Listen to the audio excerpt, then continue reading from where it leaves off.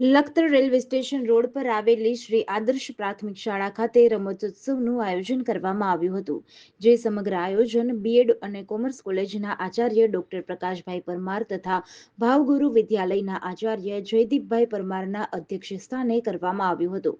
યોજાયેલા રમતોત્સવમાં શાળામાં ભણતા કેજીથી લઈને ધોરણ 1 થી 4ના વિદ્યાર્થીઓ જોડાયા હતા, જેમાં સંગીત ખુરશી, કોથળા દોડ, ફુગ્ગા ફોડ, લોટ કુકણી, ચાંદલા ચોળ, ત્રિપગી દોડ, સોયમાં દોરો પરોવવો, દેડકા દોડ વગેરે રમતનું આયોજન કરાયું હતું, જે સ્પર્ધામાં પ્રથમ, દ્વિતીય અને તૃતીય નંબર મેળવનારા વિદ્યાર્થીઓને શાળા દ્વારા મેડલ અને પ્રમાણપત્ર આપી સન્માનિત કરવામાં આવ્યા હતા। યોજાયેલા કાર્યક્રમના અંતે શાળા સંકુલમાં ખુશીની લહેર છવાઈ જવા પામી હતી। સમગ્ર કાર્યક્રમનું સુંદર આયોજન આદર્શ શાળાના આચાર્ય વનરાજભાઈ ચવલિયા દ્વારા કરવામાં આવ્યું હતું તથા કાર્યક્રમને સફળ બનાવવા માટે સમગ્ર સ્ટાફે ખૂબ સારી જહેમત ઉઠાવી હતી। જીડીસી ન્યૂઝ સાથે જયેન્દ્રસિંહ ઝાલા, લખતર।